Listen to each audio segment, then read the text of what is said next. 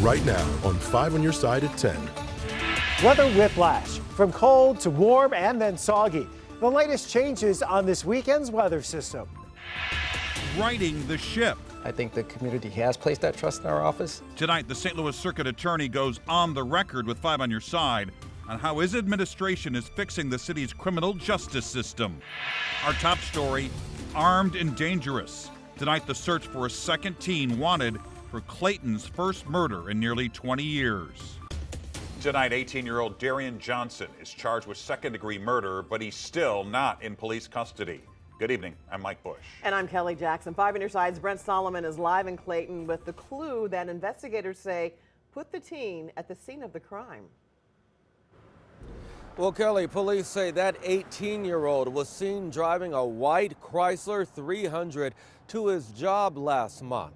The very next day, they say he used that same car with other suspects to break into other cars in Clayton, ultimately killing a man when he tried to stop them.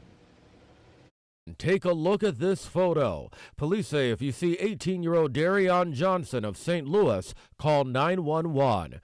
They say he and 18-year-old Turnell Johnson broke into cars on Wydown Boulevard and South Hanley Road in Clayton last month, and then shot and killed 41-year-old Joshua Harris when he approached them. Tuesday, police said shots were fired from both sides of a white Chrysler 300.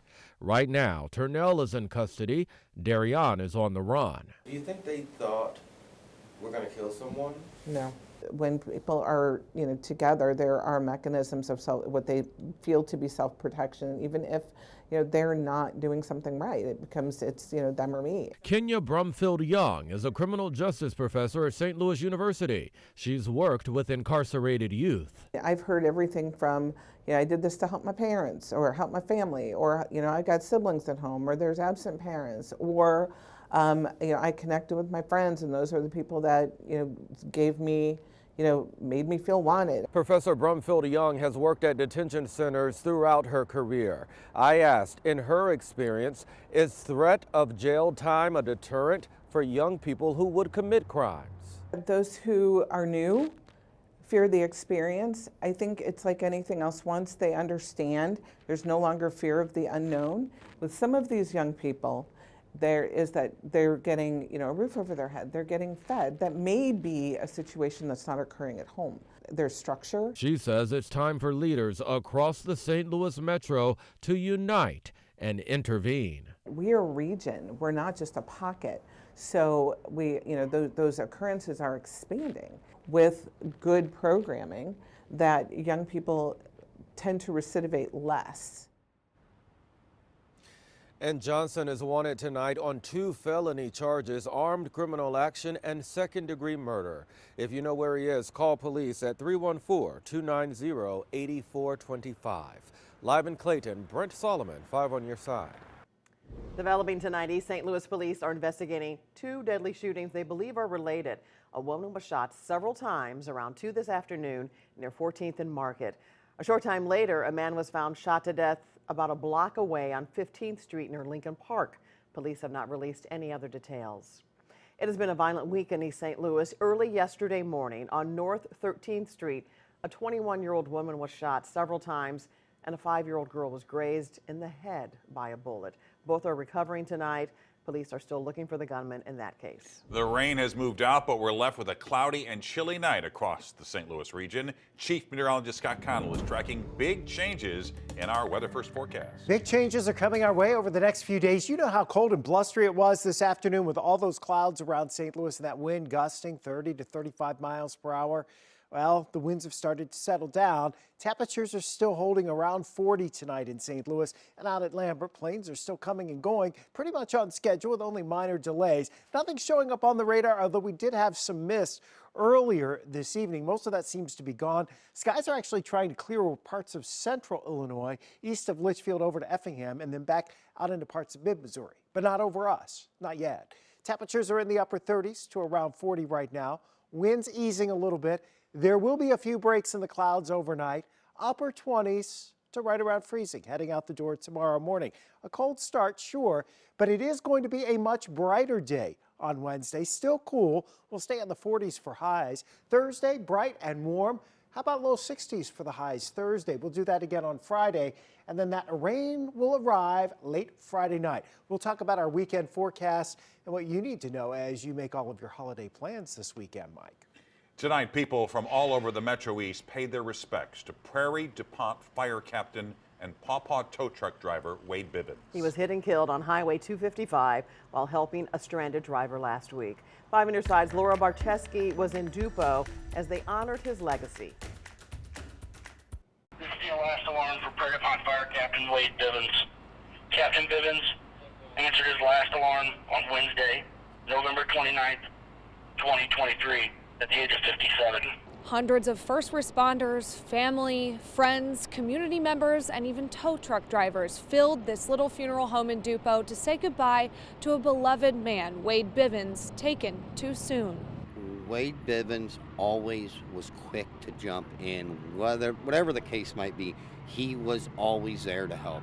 Anything. The Simmons are family friends of Wade's and say he had many jobs over the years because he loved his community. And he loved everything he did. Every part of his life he loved. The only thing I know he loved more than what he was doing there was his family. That included driving for Pawpaw Towing, where he was sent out on a job last Wednesday morning, only to take his last breath, helping someone else on the side of Highway 255. I think it comes back to responsibility of the citizens. They have to take accountability. It doesn't take anything to take your foot off that gas and move over and give these first responders the space that they need. I still believe this could have been avoided. First responders from all over the Metro East lined the path as Wade was escorted to a fire truck for a final procession. They presented his helmet and fireman's flag to his family. Wade is an example of when you leave home or when you get ready to hang up that phone, you need to be telling your loved ones how much you love them, because they're never going to hear that from Wade again. More than 100 tow trucks, fire trucks, and police cars escorted Wade through town one last time. Captain Wade Bivens, Prairie DuPont 4404, you have answered your last alarm, and we will take it from here. Reporting in Dupo, Laura Barcheski, 5 on your side. Tonight, the St. Louis County Council unveiled a counterproposal to County Executive Sam Page's proposed budget cuts. Their $580 million spending plan cuts $14 million from Page's budget. It eliminates his call for a property tax increase and restores the $700,000 in funding for the gunfire detection technology ShotSpotter. The council's budget also includes raises for current county employees and eliminates job cuts. A vote on a final budget is expected next week. Tonight, St. Louis Circuit Attorney Gabe Gore is giving a progress report 6 months after taking over the office, which was mired in controversy and case backlogs.